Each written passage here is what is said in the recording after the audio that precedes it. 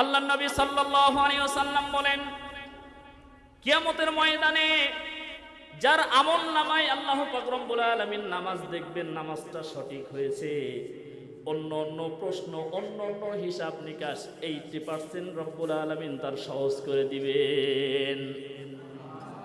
80% হিসাব তার সহজ হয়ে যাবে। তার মানে কি, 80% আপনি নিশ্চয়তা পেয়ে গেলেন যে আপনি জান্নাতে যাবেন। পক্ষান্তরে নবী করিম সাল্লাল্লাহু আলাইহি ওয়াসাল্লাম বলেছেন, কিয়ামতের ময়দানে যে ব্যক্তির আমলনামায় নামাজ থাকবে না, যার আমলনামায় নামাজ বলে কোনো ইবাদত থাকবে না, আল্লাহর নবী সাল্লাল্লাহু আলাইহি ওয়াসাল্লাম বলেন তার কোনো ইবাদত, কোনো কল্যাণমূলক কাজ, কোনো নেক আমল তার কবুল করা হবে না, কবুল করা হবে না। তাকে বেনামাজি হিসেবে আল্লাহর সামনে দণ্ডায়মান হতে হবে। আমরা আলোচনার শুরুতে বেনামাজির বিষয়ে একটু আমরা শুনবো। বেনামাজি নবী করিম সাল্লাল্লাহু আলাইহি ওয়াসাল্লামের পবিত্র জবান থেকে তিনি বলেছেন, মান সালাতা মুতাআম্মিদান ফাকাদ কাফারা, যে ব্যক্তি ইচ্ছাকৃতভাবে এক ওয়াক্ত নামাজ ছেড়ে দিল সে কাফের হয়ে গেল। একজন মুশরিক, একজন কাফের আর মুসলমান নামধারী যে নামাজ পড়ে না, তার মধ্যে আর ওই মুশরিক কাফেরের মধ্যে কোনো পার্থক্য নাই, কোনো পার্থক্য নাই। আপনার আমার ন্যাশনাল আইডি কার্ডে যতই মোহাম্মদ লেখা থাকুক, জন্ম নিবন্ধনীতে যতই মোহাম্মদ লেখা থাকুক, আপনি আমি যদি নামাজ না পড়ি, আল্লাহর কাছে আমি আপনি মুসলমান হিসেবে সাব্যস্ত হব না। সাব্যস্ত হব না। এটা আমার কথা নয়, আল্লাহ নবী সাল্লাল্লাহু আলাইহি ওয়াসাল্লাম তিনি বলেছেন, তার কথাটা আমি অনুবাদ করছি। আল্লাহ নবী সাল্লাল্লাহু আলাইহি ওয়াসাল্লাম বলেন, বেনামাজির 14 প্রকার শাস্তি হবে, তার মধ্যে 9 প্রকার শাস্তির কথা আমি আপনাদেরকে শোনাতে চাই। 3 প্রকার শাস্তি হবে বেনামাজির মৃত্যুর সময়। 1 নাম্বার শাস্তি, বেনামাজি যখন মারা যাবে তখন সে বেইজ্জতির সহিত মারা যাবে, তার কোনো সম্মান থাকবে না, লাঞ্ছিত অপমানিত হয়ে মারা যাবে। চিৎকার দিয়ে বলেন নাউজুবিল্লাহ। সে পড়ে থাকবে বিছানায়, তার ছেলে আছে, ছেলের বউ আছে, তার নিজের স্ত্রী আছে, তাকে সেবা শুশ্রূষা করবে না, তার খেদমত করবে না, কোনো কিছু চাইলে তার কথা শুনে না শোনার ভান করবে। জিল্লতি ইজ্জতি লানত তার উপরে চেপে বসবে। বেনামাজির 2 নাম্বার মৃত্যুর সময় শাস্তি, আল্লাহর নবী সাল্লাল্লাহু আলাইহি ওয়াসাল্লাম বলেন, বেনামাজির 2 নাম্বার শাস্তি হচ্ছে, বেনামাজি মৃত্যুর সময় পিপাসায় কাতর হয়ে ছটফট করে পিপাসিত অবস্থায় মারা যাবে। পিপাসায় ছটফট করবে, তার মুখে পানি দেওয়ার মতো কেউ থাকবে না তার কাছে। 3 নাম্বার, বেনামাজি মৃত্যুর সময় ক্ষুধার্ত অবস্থায় মৃত্যুবরণ করবে। তার ইচ্ছা হবে পৃথিবীর খাদ্য রিজিক সে খাবে, কিন্তু খেতে দেওয়ার মতো কোনো লোক থাকবে না তার কাছে। তাহলে মৃত্যুর সময় শাস্তি কয়টা সবাই বলেন তো? 3টা। জোরে বলেন কয়টা? 3টা। 1 নাম্বার, পিপাসায় কাতর হয়ে মৃত্যুবরণ করবে। 2 নাম্বার, বেনামাজি 1 নাম্বার বেজ্জতি হয়ে মারা যাবে। 2 নাম্বার, পিপাসায় কাতর হয়ে ছটফট করে মারা যাবে। 3 নাম্বার, বেনামাজি ক্ষুধার্ত অবস্থায় মৃত্যুবরণ করবে। আল্লাহর নবী সাল্লাল্লাহু আলাইহি ওয়াসাল্লাম বলেন, বেনামাজি যখন দুনিয়ার থেকে বিদায় হয়ে যাবে, যখন তাকে কবরে রেখে আসা হবে, কবরে আবার 3টা শাস্তি হবে। জোরে বলেন কয়টা? 3টা শাস্তি হবে কবরে বেনামাজির। তার মধ্যে 1 নাম্বার হচ্ছে, আল্লাহর নবী সাল্লাল্লাহু আলাইহি ওয়াসাল্লাম বলেন, বেনামাজির কবরটা অত্যন্ত সংকীর্ণ হয়ে আসবে, চতুর্দিক থেকে মাটি চাপ দেওয়া হবে। নবী করিম সাল্লাল্লাহু আলাইহি ওয়াসাল্লাম সাহাবীদের দিকে লক্ষ্য করে বললেন, ও আমার সাহাবারা শোনো। এইভাবে তিনি 2 হাত একত্রিত করে আঙ্গুলগুলি একটা আঙ্গুল আর একটা আঙ্গুলের মধ্যে প্রবেশ করে দেখিয়ে দিলেন, বেনামাজি যখন কবরে থাকবে 2 দিকের মাটি এমন ভাবে চাপ দিবে, বুকের 1 পাঁজরের হাড় আর 1 পাঁজরের হাড়ের মধ্যে এইভাবে প্রবেশ করবে। চিৎকার দিয়ে বলেন নাউজুবিল্লাহ। বেনামাজির কবরে 1 নাম্বার শাস্তি। 2 নাম্বার শাস্তি, আল্লাহর নবী সাল্লাল্লাহু আলাইহি ওয়াসাল্লাম বলেন, বেনামাজিকে যখন কবরে রেখে আসা হবে, 40 কদম যেতে না যেতেই জাহান্নাম থেকে আগুনের তাপ দেওয়া হবে, অর্থাৎ এমন শাস্তি সে ভোগ করবে যেন সে আগুনের মধ্যে ঝলসিয়ে যাচ্ছে। এটা 2 নাম্বার শাস্তি। তিন নম্বর শাস্তি নবী করিম সাল্লাল্লাহু আলাইহি ওয়াসাল্লাম বলেছেন, বেনামাজিকে এমন ভাবে কবরে শাস্তি দেওয়া হবে, এমন একটা সাপ দেওয়া হবে যেই সাপটা দংশন করবে, আর এই সাপটা দংশন করতে করতে বলতে থাকবে, এই যে তোমার চাকরি, যে চাকরির কারণে তুমি নামাজ পড়তে পারো নাই, এই যে তোমার চাকরির স্বাদ নাও, এই যে তোমার ক্ষেত খামারের স্বাদ নাও, কল প্রজেক্টের যেই কাজের ওসিলায় তুমি নামাজ পড়তে পারো নাই, যেই সংসারের বাহানা দিয়ে তুমি নামাজ পড়তে পারো নাই, আজকে মুসলমান নামধারী হয়েছে কিন্তু নামাজ পড়ো নাই, তুমি তোমার সেই অর্থ সম্পদের স্বাদ গ্রহণ করো। তিন নম্বর শাস্তি হচ্ছে সাপে তাকে অনবরত দংশন করতে থাকবে, বেনামাজির শাস্তি। নবী করিম সাল্লাল্লাহু আলাইহি ওয়াসাল্লাম বলেন, বেনামাজির শেষ তিনটা শাস্তি, সেটা হচ্ছে কবর থেকে যাকে তখন হাসরের ময়দানে ডাকা হবে, হাসরের ময়দানে যখন উপস্থিত হবেন, আল্লাহ তাআলা বেনামাজের দিকে এক নাম্বার শাস্তি স্বরূপ যেটা দিবেন লানত, সেটা হচ্ছে রব্বি কারীম তার উপরে অত্যন্ত রাগান্বিত অবস্থায় থাকবেন। জোরে বলেন নাউজুবিল্লাহ। কোন রহমতের দৃষ্টি বেনামাজের দিকে থাকবে না, রাগান্বিত অবস্থায় সার্বক্ষণিক আল্লাহ তাআলা তার দিকে তাকিয়ে থাকবেন। দুই নাম্বার, বেনামাজির হিসাব অত্যন্ত কঠিন করে নেওয়া হবে হাসরের ময়দানে, পঙ্খানুপঙ্খানুভাবে চুলচেরা বিশ্লেষণ করে তার হিসাব নেওয়া হবে। হিসাব সে দিতে পারবে না, হিমশিম খেয়ে যাবে। আল্লাহ তাআলা এক প্রকার রাগান্বিত হয়ে এক সময় তিন নাম্বার শাস্তি তার উপরে সাব্যস্ত করবেন। মহান রব্বুল আলামিন বলবেন, তোমার হিসাব দেওয়া লাগবে না, তোমার কোনো বিচার ফায়সালা হবে না, তুমি বিনা হিসাবে বিনা বিচারে তুমি জাহান্নামে চলে যাও। খুযুহু ফাগুল্লু সুম্মাল জাহিমা সাল্লু।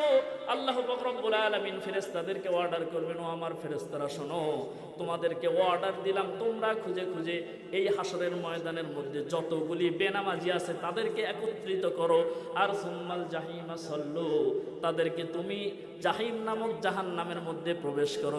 জোরে করেন নাউজুবিল্লাহ। জাহান্নামের মধ্যে প্রবেশ করাও, এদেরকে আমার সামনে থেকে নিয়ে সরে যাও, এরা আমার হুকুমকে অমান্য করেছে। যে হুকুম অমান্য করেছিল শয়তান, যে হুকুম অমান্য করেছিল কে? সবাই জোরে বলেন তো কে? তো আমরা এখানে যারা আসছি সবাই নামাজ পড়ি তো ইনশাল্লাহ? নামাজ পড়েন সবাই? একটা হাত তোলেন তো দেখি। নামাজ পড়ি আমরা? আল্লাহ তাআলা আমাদের সকলকে মৃত্যু পর্যন্ত নামাজি হিসেবে কবুল করুক, বলেন আল্লাহুম্মা আমিন। এখন প্রশ্ন, হুজুর নামাজ পড়ি, আসলে আমি নামাজটা কিভাবে পড়ব? এটা আমাদের মনে প্রশ্ন জাগে না? এগুলি আমাদেরকে জানতে হবে, এগুলি আমাদেরকে কি করতে হবে? জানতে হবে। আল্লাহ পাক রব্বুল আলামিন সূরাতুল মুমিনুনের মধ্যে বলেছেন, قد أفلح المؤمنون الذين هم في صلاتهم خاشعون। মহান রব্বি কারীম বলেন, অবশ্যই ওই সমস্ত মুমিনেরা সফল, ওই সমস্ত মুমিনেরা কামিয়াব হয়ে গেছে। নবী করিম সাল্লাল্লাহু আলাইহি ওয়াসাল্লাম এই আয়াতের তাফসীর করা মাত্রই সাহাবীরা নবী করিম সাল্লাল্লাহু আলাইহি ওয়াসাল্লামের দিকে কথা শোনার জন্য তিনি নড়ে চড়ে বসলেন। সকলেই তারা অত্যন্ত আদবের সহিত নড়ে চড়ে বসলেন যে নবী করিম সাল্লাল্লাহু আলাইহি ওয়াসাল্লাম কোন মুমিনদের কথা সফলতা অর্জন করেছেন, কাদের কথা বলেন। আল্লাহ পাক রব্বুল আলামিন সূরাতুল মুমিনুন কোরআন মাজিদের 18 নম্বর পারার প্রথম নাম্বার পৃষ্ঠায় আল্লাহ পাক রব্বুল আলামিন 8টা গুণের কথা বলেছেন। যেই সমস্ত মুমিনেরা এই 8টা গুণ অর্জন করবে, অবশ্যই অবশ্যই তারা সফল কামিয়াবি হয়ে তারা জান্নাতে প্রবেশ করবে। চিৎকার দিয়ে বলেন সুবহানাল্লাহ। কয়টা গুণ সবাই বলেন তো? সবাই বলেন কয়টা? 8টা গুণ। 8টা গুণ তো বলা সম্ভব নাই, একটাই আমি শেষ করতে পারবো না। তার মধ্যে 1 নম্বর হচ্ছে আল্লাযীনা হুম ফি সালাতিহিম খাশিউন। যারা নিজেদের সালাতে, নিজেদের নামাজে অত্যন্ত বিনয়ী হবে, নম্র ভদ্রতার সাথে খুশু খুজুর সহিত যারা নামাজ আদায় করবে। 1 নম্বর গুণ। কয় নম্বর গুণ? 1 নম্বর। খুশু খুজু, তাদিল আরকান, আপনার রুকু সেজদা, আপনার দাঁড়ানো, সব কিছু নবী করিম সাল্লাল্লাহু আলাইহি ওয়াসাল্লামের মতো হতে হবে। বলেন সুবহানাল্লাহ। আমার নামাজটা কেমন হওয়া উচিত কোরআনের ভাষায়, আমার নামাজটা রাসূল আকরাম সাল্লাল্লাহু আলাইহি ওয়াসাল্লামের ভাষ্য অনুযায়ী কেমন হওয়া উচিত, আমি কেমন করে পড়ছি। এই নামাজ কি আমাকে জান্নাতে নিয়ে যাবে না জাহান্নামে প্রবেশ করাবে? এইটা 30 বছর 40 বছর আমার জীবন তাই অতিবাহিত হয়ে গেল, আমি জানতে পারলাম না। নবী করিম সাল্লাল্লাহু আলাইহি ওয়াসাল্লামের একজন জলিলুল কদর সাহাবী হুযায়ফা ইবনুল ইয়ামান, তাকে যখন ইয়ামিনের সফরে গভর্নর হিসেবে পাঠানো হয়েছিল, আল্লাহর নবীর সাহাবী ইয়ামিনে গভর্নর হয়ে চলে গেলেন। একটা মসজিদে নামাজের সময় হয়ে গেল, নবী করিম সাল্লাল্লাহু আলাইহি ওয়াসাল্লামের সাহাবী মসজিদে তখন অবস্থান করলেন। তিনি বসে দেখলেন আরেক ব্যক্তি নামাজ পড়ছে। আল্লাহর নবীর সাহাবী হুযায়ফা তিনি তাকিয়ে দেখলেন ব্যক্তি যেভাবে নামাজ পড়ছে এইভাবে তো নবী করিম সাল্লাল্লাহু আলাইহি ওয়াসাল্লাম নামাজ শেখান নাই। ওই ব্যক্তি নামাজ শেষ করার পরে হুযায়ফা ইবনুল ইয়ামান ওই ব্যক্তিকে ডাকলেন, ও আল্লাহর বান্দা তুমি এদিকে আসো, তুমি যেভাবে নামাজ পড়লে কতদিন যাবত তুমি এইভাবে নামাজ পড়ো? আল্লাহর বান্দা বললেন, আল্লাহর বান্দা আমি আপনাকে চিনি না, আমি তো এইভাবে 40 বছর যাবত নামাজ পড়ি। বললেন তুমি আমাকে চিনবে না, এটাই স্বাভাবিক, এই এলাকায় আমি নতুন এসেছি, আমার পরিচয় জেনে নাও। আমি বিশ্বনবী জনাবে মুহাম্মদুর রাসূলুল্লাহ সাল্লাল্লাহু আলাইহি ওয়াসাল্লামের সাহাবী হুযায়ফা ইবনুল ইয়ামান। আল্লাহর বান্দা শোনো, আমাদেরকে নবী করিম সাল্লাল্লাহু আলাইহি ওয়াসাল্লাম যেভাবে নামাজ শিখিয়েছেন, আমাদের সামনে যেভাবে ইমামতি করে আমাদেরকে নামাজ শিক্ষা দিয়েছেন, আমি তোমাকে বলছি তুমি যেভাবে 40 বছর যাবত নামাজ পড়ছো, তোমার নামাজ হয় নাই, তোমার নামাজ হয় নাই। এটা নবী কেন নামাজ নয়। তুমি 40 বছর কেন, মৃত্যু পর্যন্ত যদি তুমি এইভাবে নামাজ পড়তে থাকো, এই নামাজ তোমাকে জান্নাতে নিয়ে যাবে না। আমাদের নামাজ হয় না, নামাজে আমরা কি পড়ি বুঝি না। আমার নামাজ থেকে আমি উদাসীন, আমার নামাজ থেকে আমি গাফেল, আমার নামাজ আমাকে আল্লাহর স্মরণে বাধ্য করে না। আমার নামাজ আমাকে নিয়ে যায় ব্যবসার মধ্যে, আমার নামাজ আমাকে নিয়ে যায় ক্ষেত খামারে কাজে, আমার নামাজ আমাকে অন্য চিন্তায় মগ্ন রাখে। কথা কি আমি বাড়িয়ে বলছি? সবাই বলেন তো বাড়িয়ে বলছি? আপনাদের হয় কিনা জানি না, আমার হয়। আমি নামাজ পড়তে লাগলে অনেক চিন্তা মাথায় চলে আসে,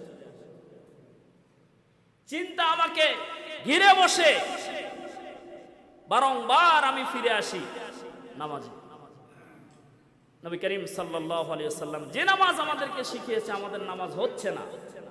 সম্মানিত উপস্থিতি, আমি আপনাদেরকে উদাত্ত আহ্বান জানাবো, প্রত্যেকটা নামাজের আহকাম আরকান, তাকবীরে তাহরিমা থেকে শুরু করে সালাম ফিরানো পর্যন্ত সম্মানিত ইমামদের কাছে আপনারা প্র্যাকটিক্যালি শিখবেন কিভাবে আপনাকে দাঁড়াইতে হবে, কিভাবে আপনার তাকবীরটা দিবেন, আপনার চাহনিটা হবে কোথায়, আপনি রুকুতে যাবেন কিভাবে, আপনি সেজদায় যাবেন কিভাবে, সেজদায় থেকে উঠবেন কিভাবে, রুকু থেকে উঠবেন কিভাবে। প্রত্যেকটা স্টেপে মাসনুন অনেকগুলি ফজিলতপূর্ণ দোয়া আছে, এই দোয়াগুলিও আপনাকে শিখতে হবে, এর অর্থগুলি আপনাকে শিখতে হবে। একটা করে শুরু করবেন এই মাহে রমজান মাসে, পারা যাবে না ইনশাআল্লাহ? সবাই বলেন তো পারা যাবে না? কাল থেকে শুরু করবেন যে হুজুর আল্লাহু আকবার আমরা যে বলি এর মানে কি জানার দরকার আছে না নাই? আপনি যদি এটা শিখতে চান, ইমাম আপনাকে শিখাইতে বাধ্য। আমি তো মনে করি কি জানেন, আলেম হয়ে মস্ত বড় ভুল করেছি। কি জন্য? আমার একটা হাদিসের দিকে আমার একটা নজর চলে যায়। নবী করিম সাল্লাল্লাহু আলাইহি ওয়াসাল্লাম বিদায় হজের ভাষণে অনেকগুলি কথা বলেছিলেন, তার মধ্যে উল্লেখযোগ্য একটা কথা আমি আপনাদেরকে শোনাইতে চাই। ওই কথাটার উপর ভিত্তি করে আমি শঙ্কিত, আমি অত্যন্ত ভীতি সন্ত্রস্ত, না জানি আমার কি হবে। আল্লাহ নবী সাল্লাল্লাহু আলাইহি ওয়াসাল্লাম প্রায় ১৬ লক্ষ তার উম্মত, তার সাহাবী তার সামনে, ইতিহাস এটাই বর্ণনা করে। নবী করিম সাল্লাল্লাহু আলাইহি ওয়াসাল্লাম বললেন, মুআজ্জাজ হাজিরিন, ও আমার জাতির লোকেরা, ও আমার কওমের লোকেরা, তোমাদের কাছে আমার প্রশ্ন, আল্লাহ তাআলার পক্ষ থেকে আমার উপর অর্পিত দায়িত্ব, তার যে বাণী, তার যে বিধান, তার যে আইন, আমার যে দায়িত্ব ছিল তোমাদের কাছে পৌঁছে দেওয়া, আমি কি তোমাদের কাছে পৌঁছে দিতে পেরেছি? তারা সমস্বরে বলেছিলেন, হ্যাঁ, আপনার উপর অর্পিত দায়িত্ব আপনি আমাদের কাছে পৌঁছে দিয়েছেন। এই কথা 3 বার বলেছেন। কয়বার? সবাই বলেন তো। 3 বার। কারীম, এই তোমার দায়িত্ব আমি যে পৌঁছে দিয়েছি, এইটার জন্য আমাকে কিয়ামতের ময়দানে লক্ষ লক্ষ মানুষের সামনে আমাকে প্রশ্ন করো না, আমাকে বেজ্জতি করো না। তুমি সাক্ষী থাকো, এরা স্বীকার করেছে যে আমি পৌঁছে দিয়েছি। আজকে আমার ভয় কোথায়? আমি যে একজন ইমাম, এই মসজিদের মেম্বারে বসি, আমিও কোনো না কোনো মসজিদের ইমাম। আমি গর্ব করে বলতে পারবো না আমার মুসল্লিদেরকে যে আপনাদেরকে আমি সব শিখিয়েছি, কোরআনের সমস্ত কথাগুলি আপনাদের কাছে পৌঁছিয়ে দিয়েছি। আমি বলতে পারবো না। হাজারো লক্ষ লক্ষ আলেম কিয়ামতের ময়দানে ধরা খাবে তাদের এই দায়িত্ব সম্পর্কে। আপনারা বলেন ঠিক কিনা? ইমামের দায়িত্ব নামাজ সঠিকভাবে মুসল্লিদেরকে শেখানো, প্র্যাকটিক্যালি ট্রেনিং আকারে। আমি চেষ্টা করি, হয়তো 100% পারি না, চেষ্টা করি। তো আমি আপনাদের কাছে যে উদারত আহ্বান রেখে যাব, অবশ্যই ইমামকে বলবেন যে ইমাম, হুজুর সাহেব, সম্মানের সাথেই বলতে হবে আল্লাহু আকবার মানে কি। আমরা যে আল্লাহু আকবার বলি, সূরা ফাতিহাটা নিয়ে একদিন আলোচনা করেন। এরপরে আমরা আবারও রুকুতে যাচ্ছি কি বলে? আল্লাহু আকবার বলে। রুকুতে গিয়ে 3 বার 5 বার 7 বার যতবারই হোক সুবহান রাব্বিয়াল আযীম। হুজুর এইটার অর্থ কি বলেন আমাদেরকে? উঠলাম সামি আল্লাহু লিমান হামিদা, এইটার অর্থ কি আমাদেরকে বলেন? রব্বানা লাকাল হামদ হামদান কাসীরান মুবারাকান তাইয়িবান ফি। অনেকে হয়তো মন্তব্য করতে পারেন, কি ব্যাপার হুজুর কি লামাজামের ইমাম নাকি? না, এটা সহিহ দোয়া, বুখারী মুসলিমের হাদিস থেকে বলছি।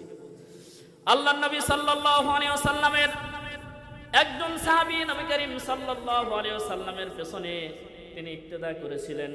আল্লাহর নবী সাল্লাল্লাহু আলাইহি ওয়াসাল্লাম কোনো এক ওয়াক্তে নামাজে সামি আল্লাহু লিমান হামিদা এই কথা বলে দণ্ডায়মান হলেন। কিছু সময় তিনি নিলেন। নবী করিম সাল্লাল্লাহু আলাইহি ওয়াসাল্লামের ওই সাহাবী এই মাসনুন দোয়াটা পাঠ করলেন, রব্বানা লাকাল হামদ হামদান কাসীরান মুবারাকান তাইয়িবান ফি। এই দোয়াটা পড়লেন নবী করিম সাল্লাল্লাহু আলাইহি ওয়াসাল্লাম, নামাজ শেষ করলেন।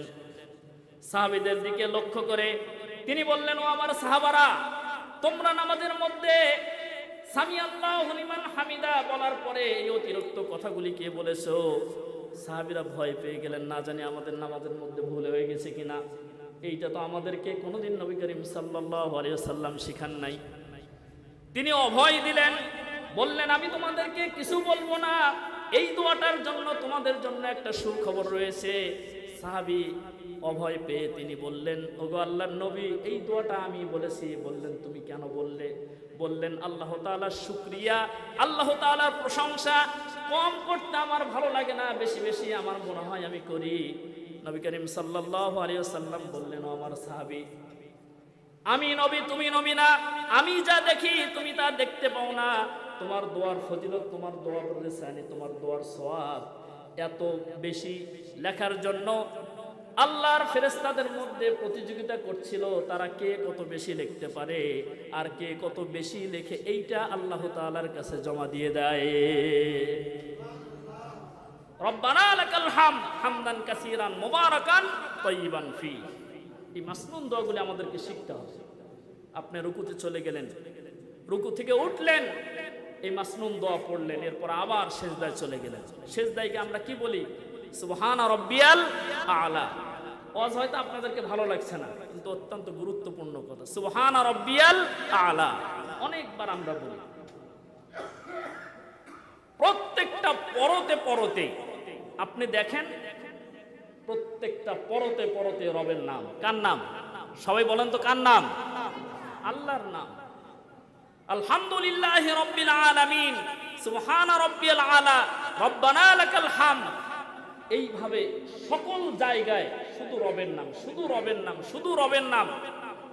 নবী করিম সাল্লাল্লাহু আলাইহি ওয়াসাল্লাম বলেছেন, যদি কোনো ব্যক্তি আল্লাহ তাআলাকে রব হিসাবে মানে, আইনদাতা, বিধানদাতা, পালনকর্তা, রিজিকদাতা হিসাবে মানে, আর 5 ওয়াক্ত নামাজ আদায় করে, কবরের মধ্যে যে 1 নাম্বার প্রশ্ন মান রব্বুকা, এই প্রশ্নের উত্তর দিতে তার সমস্যা হবে না। চিৎকার দিয়ে বলেন সুবহানাল্লাহ, সুবহানাল্লাহ। জানো তেন কথা নয়, এই প্রশ্নের অ্যান্সার দিতে আপনার বিন্দু মাত্র সমস্যা হবে না। সম্মানিত হাজিরিন, এখন নামাজ তো আমরা পড়ি, নামাজ পড়বো কিভাবে? কোরআন মাজিদে সূরাত আল বাকারা আল্লাহ পাক রব্বুল আলামিন বলেন, ওয়াকিমুস সালাতা ওয়া আতুজ যাকাতা ওয়ারকাউ মা'আর রাকিঈন। আমার আদেশ হচ্ছে তোমাদের উপরে তোমরা সালাত কায়েম করো, যাকাত প্রদান করো, আর রুকুকারীদের সাথে রুকু করো। অন্যত্র মহান রব্বি কারীম বলেছেন, ওয়াফআলুল খায়রা লাআল্লাকুম তুফলিহুন। তোমরা যদি সফল কাম হতে চাও, ওয়াসজুদু ওয়াক্তারিব, সিজদা দিয়ে দাও। মহান রব্বি কারীম এটা বোঝাতে চেয়েছেন, মসজিদে এসে রুকুকারীদের সাথে রুকু করো আর সিজদাকারীদের সাথে সিজদা করো। এর অর্থ হচ্ছে জামাতের সহিত নামাজ পড়তে হবে। কিসের সাথে? সবাই একটু বলেন তো, কিসের সাথে? জামাতের সাথে।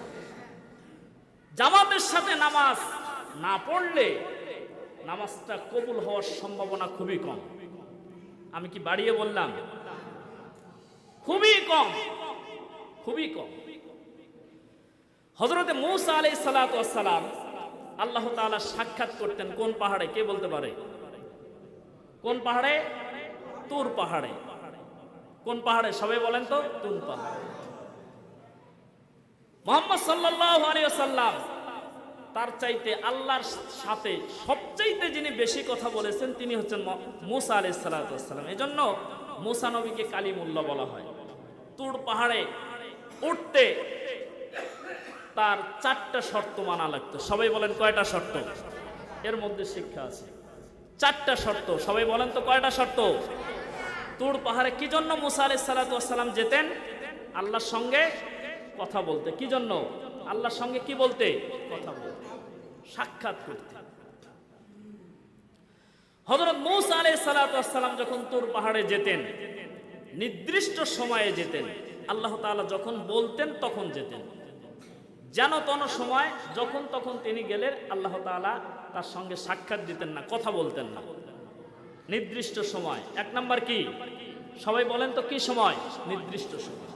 2 নাম্বার, আল্লাহ তাআলার সঙ্গে মূসা আলাইহিস সালাতু ওয়াস সালাম যে কথা বলতেন এর একটা নির্ধারিত টাইম ছিল। এর যে ডিউরেশন, কতক্ষণ কথা বলবেন, এটা আল্লাহ তাআলা নিজে ডিসাইড করে দিতেন, নিজেই মানে খোলাসা করে দিতেন। তুমি ইচ্ছা করলে আমার সাথে 5 ঘন্টা ধরে কথা বলতে পারবা না। এটা হচ্ছে 2 নাম্বার। 3 নাম্বার, হযরতে মূসা আলাইহিস সালাতু ওয়াস সালাম যখন আল্লাহ তাআলার সঙ্গে সাক্ষাৎ করার জন্য যেতেন, তিনি তখন তার পায়ের জুতাটা খুলে তিনি সেখানে যেতেন, অর্থাৎ পবিত্রতা অর্জন করে ওই পাহাড়ের উপরে উঠতেন। 4 নাম্বার, হযরত মূসা আলাইহিস সালাতু ওয়াস সালাম যখন আল্লাহ তাআলার সঙ্গে কথা বলতেন তার মাঝে পর্দা থাকতো। কি থাকতো? পর্দা। এই 4টা শর্তের বিনিময়ে মূসা আলাইহিস সালাতু ওয়াস সালাম আল্লাহর সঙ্গে কথা বলতেন। মূসা আলাইহিস সালাতু ওয়াস সালাম আল্লাহ তাআলাকে প্রশ্ন করে বসলেন, আয় আল্লাহ তাআলা, আমি যে আপনার সঙ্গে একটু পাহাড়ে কথা বলি, আপনার আর আমার মাঝে পর্দা আছে, হিজাব আছে কি? আল্লাহ তাআলা বললেন, হ্যাঁ মূসা, অবশ্যই আছে। কতটি হিজাব? তিনি বললেন, 70,000 পর্দার এপার আর ওপার থেকে তুমি আমি কথা বলছি। বলেন সুবহানাল্লাহ।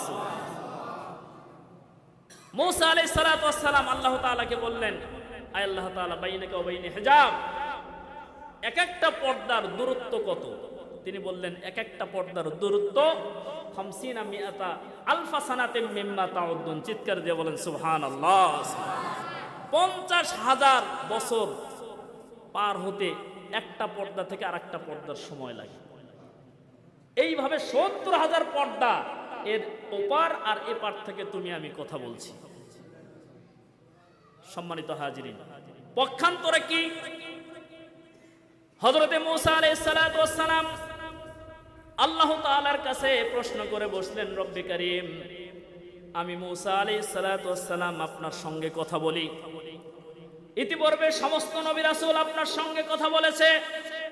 আমার জানার ইচ্ছা, আমি জানতে চাই নবীরা ব্যতীত কোনো মানুষ আপনার সঙ্গে কথা বলবে কিনা, তাদের কথা বলার ধরন, তাদের কথা বলার সিস্টেমটা কি হবে। আল্লাহ পাক রব্বুল আলামিন বললেন, ও মূসা, চমৎকার একটা প্রশ্ন করেছো তুমি। সমস্ত আম্বিয়া আলাইহিস সালাতু ওয়াস সালাম আমার সঙ্গে কথা বলেছেন। মুহাম্মদ সাল্লাল্লাহু আলাইহি ওয়াসাল্লাম তিনি আখেরি পয়গম্বর, তিনি আমার সঙ্গে কথা বলবেন। কিন্তু কোন নবীর উম্মতেরা আমার সঙ্গে কথা বলে নাই। তবে একটা নবীর উম্মত আমার সঙ্গে কথা বলবে, সেটা হচ্ছে উম্মতে মুহাম্মাদি। তারা দৈনিক 5 বার আমার সঙ্গে কথা বলবে। তারা যখন মসজিদে যাবে, নির্দিষ্ট টাইমে যাবে। আল্লাহ পাক রব্বুল আলামিন সূরা আন-নিসার মধ্যে বলেছেন, আল্লাহ পাক রব্বুল আলামিন বলেছেন, ইন্নাস সালাতা কানাত আলাল মুমিনিনা কিতাবাম মাওকুতা। নির্দিষ্ট সময়ে সালাত আদায় করা মুমিনদের আরেকটি বৈশিষ্ট্য। আমরা যখন তখন নামাজ পড়তে আসি নাকি? নির্দিষ্ট সময় 5 ওয়াক্ত নামাজের সময় আমরা আসি। হযরত মূসা আলাইহিস সালাতু ওয়াস সালাম বললেন, আয় আল্লাহ তাআলা, আপনার সঙ্গে যে উম্মতে মুহাম্মাদিরা কথা বলবে তাদের মাঝে পর্দা থাকবে কিনা? আল্লাহ পাক রব্বুল আলামিন বললেন, না, তাদের মাঝে আর আমার মাঝে কোনো পর্দা থাকবে না। ওয়াসজুদু ওয়াকতারিব, তারা সিজদায় যাবে আর সরাসরি আমার সঙ্গে তাদের সাক্ষাৎ হয়ে যাবে। চিৎকার দিয়ে বলেন সুবহানাল্লাহ। তাদের সঙ্গে আর আমার সঙ্গে কথাবার্তায়, দেখা সাক্ষাতে কোনো পর্দা থাকবে না। কোরআনের আয়াত থেকে বলছি আমি। হযরত মূসা আলাইহিস সালাতু ওয়াস সালাম বললেন, আয় আল্লাহ তাআলা, আপনি তো আমার সঙ্গে নির্ধারিত টাইম নিয়ে কথা বলেন। আপনার সময় শেষ হয়ে গেলেই আমার যোগাযোগ আপনি কাট অফ করে ফেলেন। আর আমার ইচ্ছা থাকলেও আপনার সঙ্গে যোগাযোগ করতে পারি না, কথা বলতে পারি না। উম্মতে মুহাম্মাদির এরকম কি কোনো নির্ধারিত টাইম থাকবে? আল্লাহ পাক রব্বুল আলামিন বললেন, না, তাদের সঙ্গে আমার কোনো নির্ধারিত টাইম থাকবে না। তারা যতক্ষণ সিজদায় পড়ে থাকবে, তাদের যতক্ষণ ইচ্ছা হবে আমার সঙ্গে কথা বলবে। চিৎকার দিয়ে বলেন সুবহানাল্লাহ।